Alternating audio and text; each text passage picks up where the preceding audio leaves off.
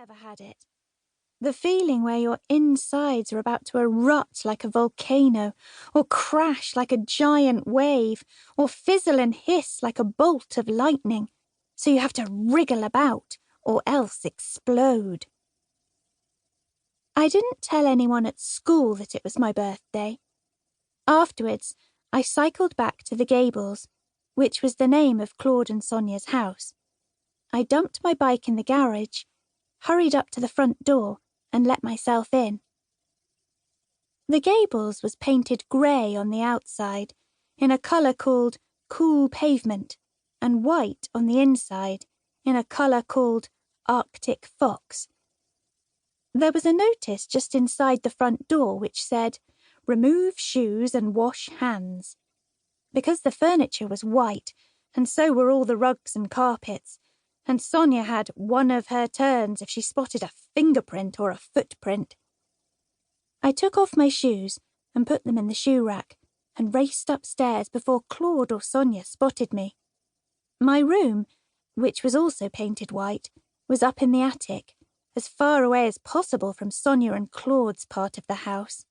It had a television for educational and instructive programs only, a laptop for homework only, a walk-in wardrobe full of horrible muesli-coloured cardigans and skirts with pleats and brown leather sandals, and a bathroom, which Sonia called the wet room. It had white towels and white quilted toilet paper. It used to have a mirror, only I took that down and hid it under my bed. Sonia made sure the neighbours knew all about the television, the laptop, the wet room and the walk-in wardrobe.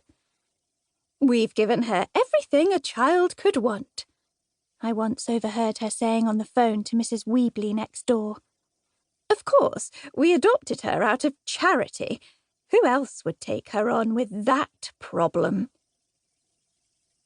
That problem was the burn mark on my face.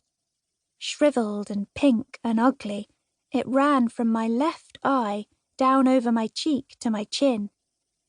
Ever since a boy shouted, "Scab face," in the street, I wouldn't look at myself. I asked Sonia and Claude how I got it. "An accident," muttered Sonia. "What sort of accident?" Sonia frowned. "A fire." My face got burnt?" Sonia's lips went all tight, the way they did when Claude told one of his jokes, and she picked at a dry patch of green paint on her overalls. "You're upsetting Sonia," said Claude, putting his arm round her shoulders and murmuring in her ear.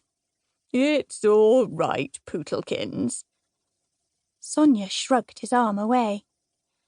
"I'm not upset," she snapped. "I just don't see the point in raking up her background. And don't call me Pootlikins." "Quite right, precious poppet," said Claude. "Let sleeping dogs lie. Water under the bridge." "What background?" I said. "The subject is closed, Claudia," Sonia said. "I forbid you to speak of it again." "Least said, soonest mended," said Claude. And that was that. Or it was, until today.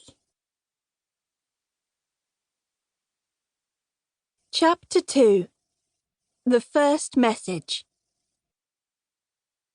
4:30 until 5:30 was timetabled as outdoor activity, and it was my best thing. The 1 hour I looked forward to all day. The garden was long and thin and boring like Sonia.